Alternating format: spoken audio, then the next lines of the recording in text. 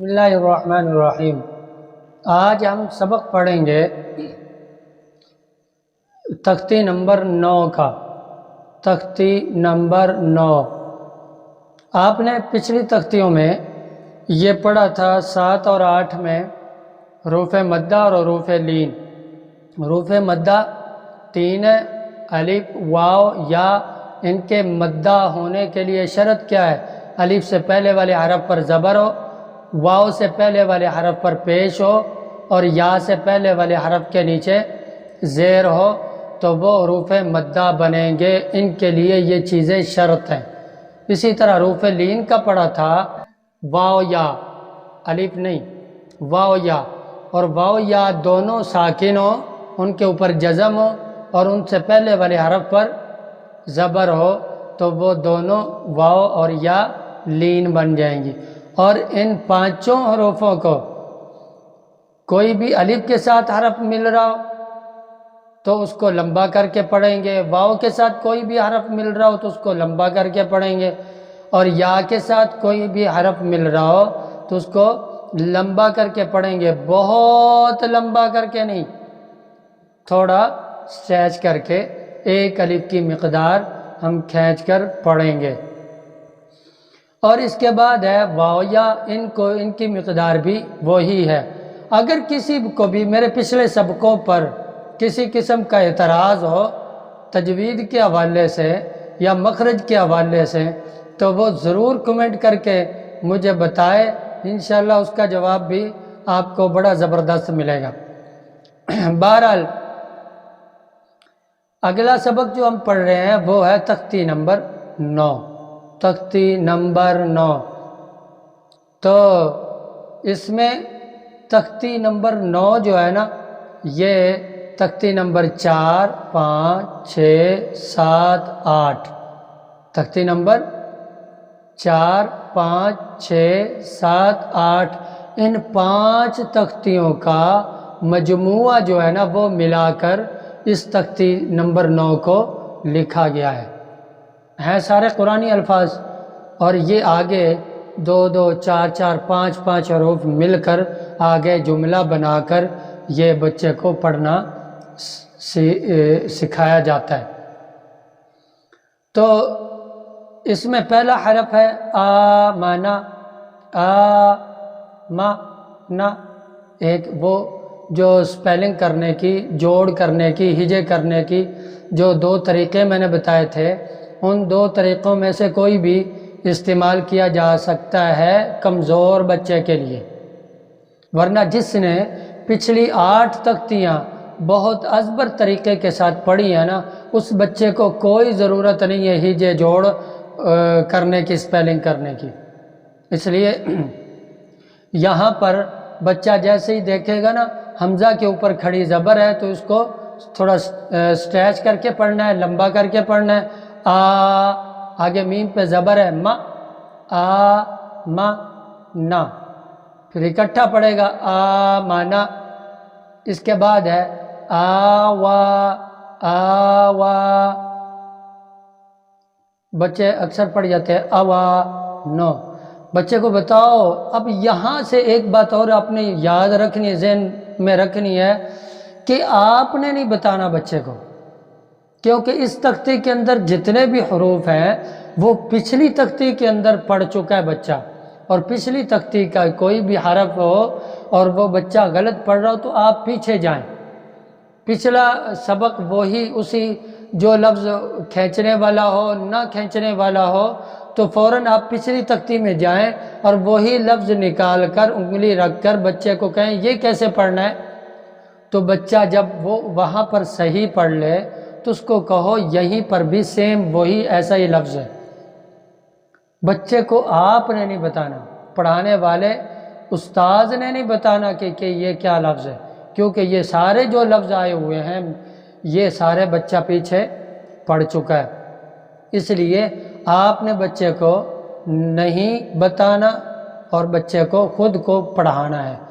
تو یہاں سپیلنگ، جوڑ، ہجے کرنے کے 2 طریقے جو بتائے تھے ان دونوں میں سے کوئی بھی آپ استعمال کر سکتے ہیں، لیکن بچہ خود پڑھے۔ حمزہ کھڑی زبر میم زبر ما، آما، نون زبر نا، آمنا، آمنا۔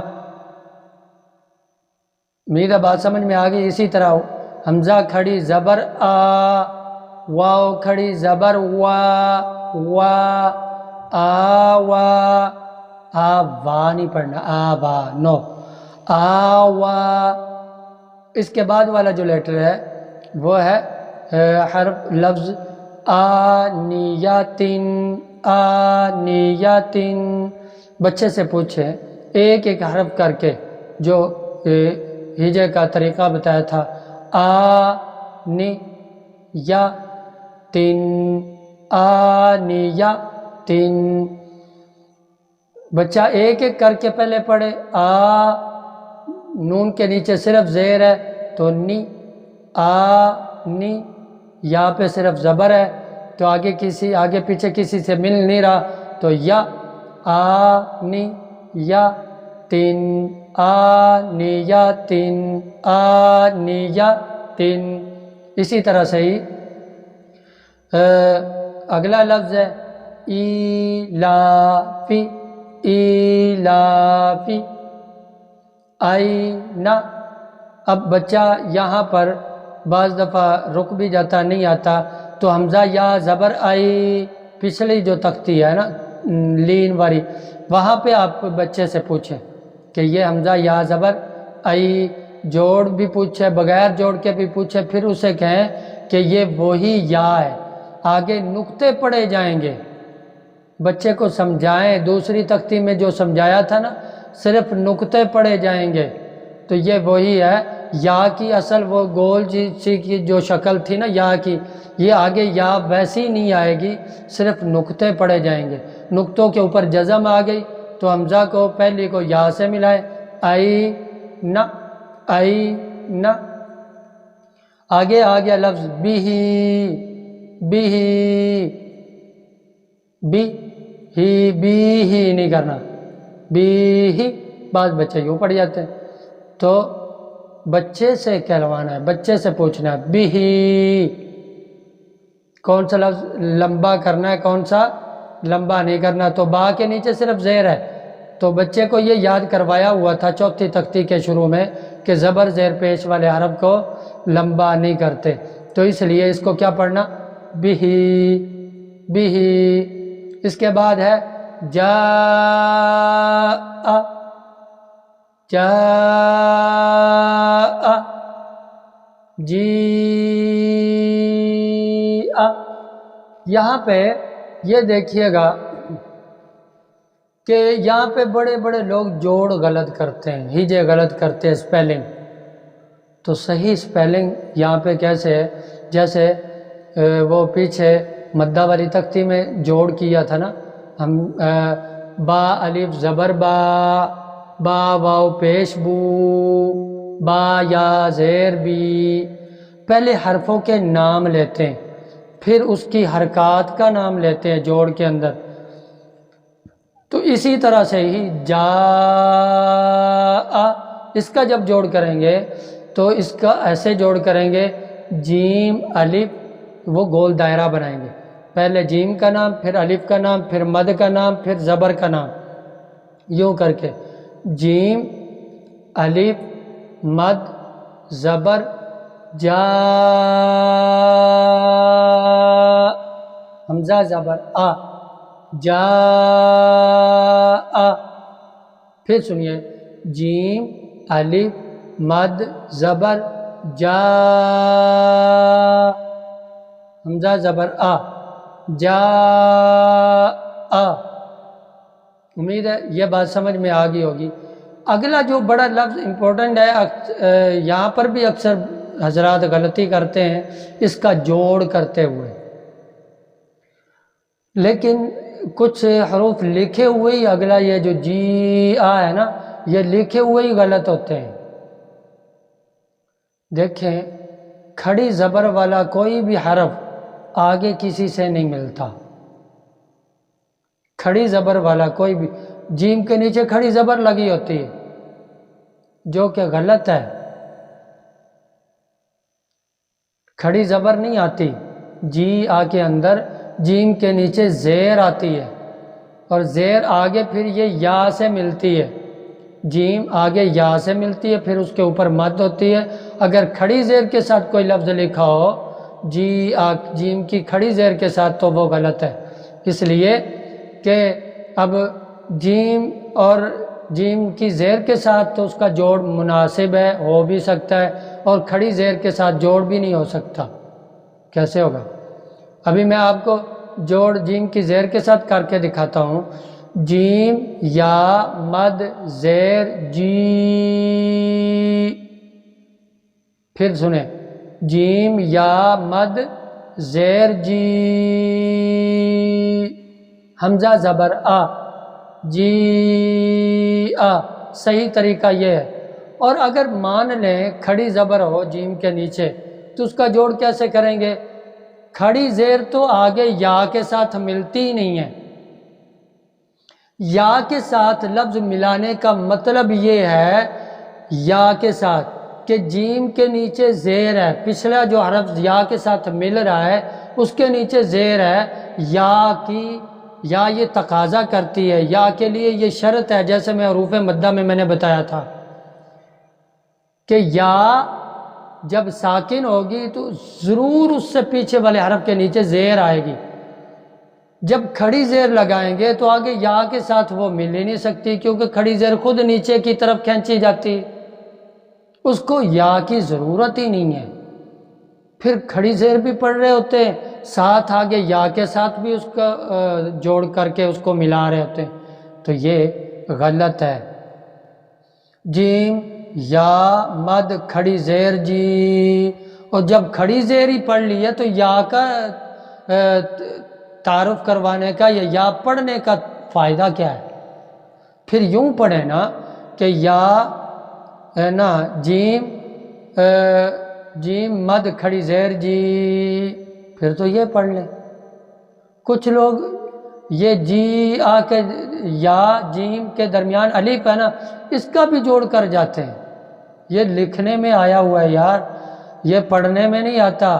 الف پڑھا ہی وہ جاتا ہے جس سے پیچھے والے حرف کے اوپر زبر ہو، جیسے با او بی کے اندر با کے با الف زبر با سے پہلے با پر زبر ہے، اسی طرح سے ہی یہ جی آ کے جوڑ کے اندر لفظ کے اندر جو الف آیا ہوا یہ لکھنے میں ہے، پڑھنے میں نہیں ہے، اس لیے جیم کو زیر کے ساتھ پڑھے، کھڑی زیر کے ساتھ نہیں پڑھنا۔ تو اس کا جوڑ کیسے ہوگا صحیح طور پہ؟ دوبارہ سنیں، جیم یا مد زیر جی، حمزہ زبر آ، جی آ۔ امید ہے بات سمجھ میں آگے ہوگی۔ آگے ہے جوعن، جیم واو سے مل رہی ہے اس لیے تھوڑا لمبا کر کے پڑھنا ہے، جوعن۔ آگے آ گیا خوفن، خیرن، حروف لین اور مدہ والے حروف آ رہے ہیں، یہ دیکھو، اگر کھڑی زبر کھڑی زیر الٹا پیش والے بھی آئیں گے تو بچے کی یہاں پہ بریک نہیں لگنی چاہیے، جو بچہ بریک کے ساتھ پڑھے اس کو یہ سمجھیں کہ آپ کی سمجھائی ہوئی پچھلی تختیاں اس کو سمجھ میں کوئی نہیں آئی، اس لیے اگلا لفظ ہے خیرن، داود، ذالک، رضو، یہاں پہ بچے اکثر پڑھتے ہیں رضو، تو آپ پچھلی جو دو تختیاں ہیں نا وی، تو یہاں پہ ضی، یہ آپ پڑھائیں گے تو بچے کو وہ پیش سمجھائیں مدہ والا کہ یہ پیش ہو تو پھر وہ پڑھیں گے، زبر ہو تو